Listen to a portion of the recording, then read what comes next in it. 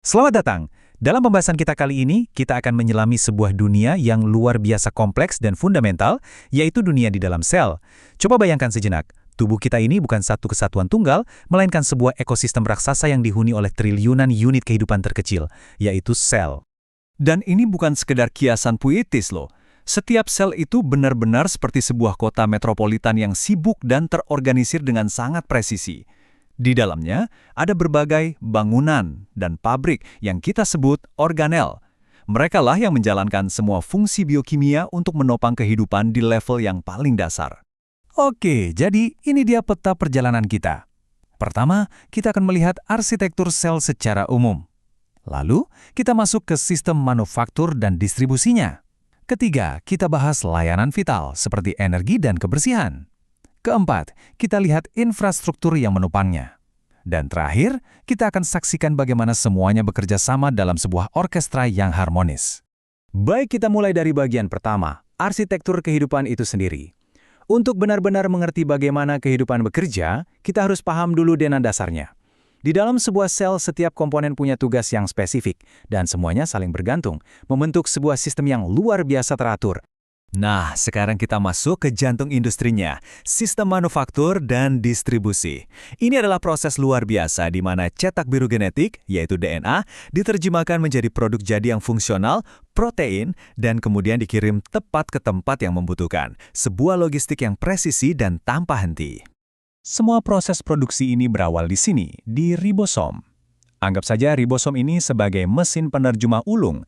Ia membaca pesan genetik yang dibawa oleh messenger RNA atau mRNA dan dengan akurat merakit asam amino satu persatu menjadi rantai panjang yang nantinya akan menjadi protein.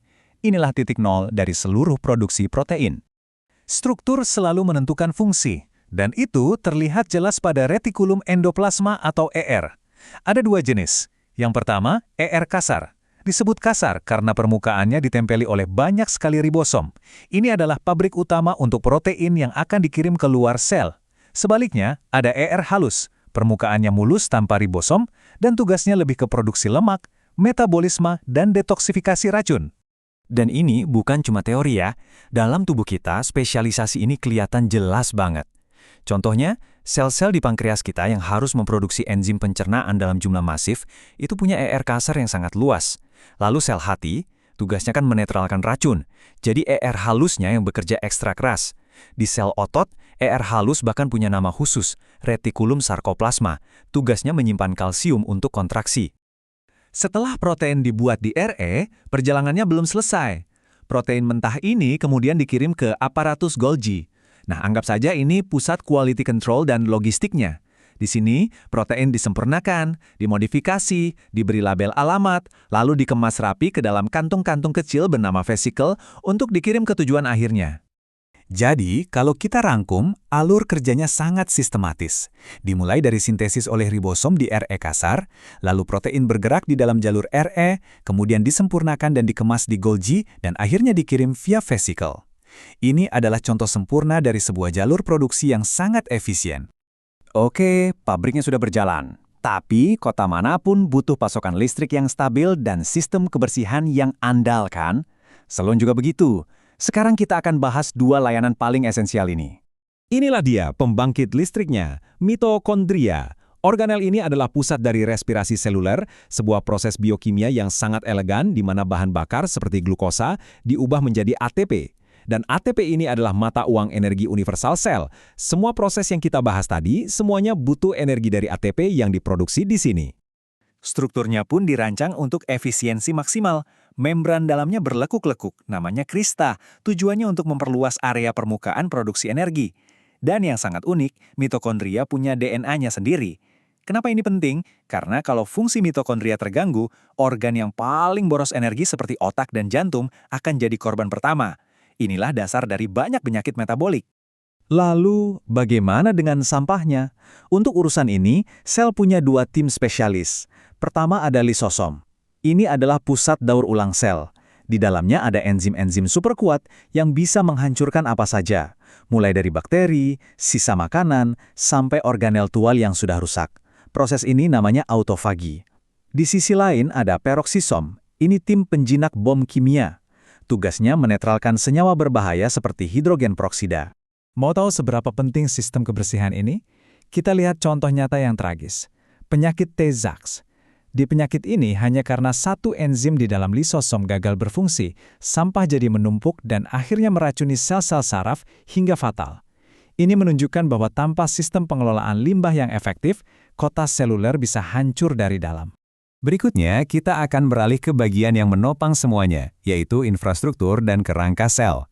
Bagaimana sel bisa punya bentuk, bisa bergerak, dan bisa menata semua organelnya dengan rapi. Kalau kita dengar kata kerangka, mungkin yang terbayang adalah sesuatu yang kaku dan statis seperti tulang. Nah, sitoskeleton ini beda banget. Ini adalah jaringan protein yang sangat dinamis yang bisa dibongkar pasang dalam hitungan detik sesuai kebutuhan sel. Fungsinya memberi kekuatan, mempertahankan bentuk sekaligus menjadi sistem jalan tol internal. Ada dua komponen utamanya. Yang pertama, mikrotubulus. Ini bisa kita bayangkan sebagai rel kereta super sibuk di dalam sel. Di atas rel inilah vesikel-vesikel kargo diangkut ke seluruh penjuru sel. Komponen kedua adalah mikrofilamen. Kalau yang ini lebih fleksibel, fungsinya untuk kontraksi dan perubahan bentuk. Inilah yang memungkinkan sel darah putih kita, misalnya, bergerak lincah mengejar bakteri. Baik, di bagian terakhir ini, kita akan coba menyatukan semua kepingan puzzle yang sudah kita bahas. Kita akan melihat gambaran besarnya, bagaimana semua komponen ini tidak bekerja sendiri-sendiri, tapi berkolaborasi dalam sebuah orkestra yang sangat terpadu. Dan inilah inti dari semuanya. Tidak ada satu organel pun yang bisa disebut paling penting. Kehidupan itu sendiri adalah sebuah hasil, sebuah properti yang muncul dari interaksi sempurna semua komponen ini. Ini adalah sebuah orkestra, bukan pertunjukan solo. Siklus ini merangkum semuanya dengan indah. Perintah datang dari pusat komando, nukleus. Proses pembangunan dilakukan oleh ribosom dan RE. Bagian finishing dan pengemasan oleh Golgi. Semua itu ditenagai oleh mitokondria. Dan sistem dijaga kebersihannya oleh lisosom. Setiap langkah saling bergantung. Sebuah simfoni kehidupan yang luar biasa. Sebagai penutup, saya ingin meninggalkan Anda dengan sebuah pertanyaan untuk direnungkan, mengingat betapa terintegrasinya sistem ini. Coba bayangkan, ketika satu saja organel gagal berfungsi, bagaimana dampaknya akan dirasakan oleh seluruh kota sel ini? Pertanyaan ini bukan sekedar teoretis, tapi merupakan inti dari pemahaman kita tentang bagaimana penyakit bermula pada level yang paling kecil.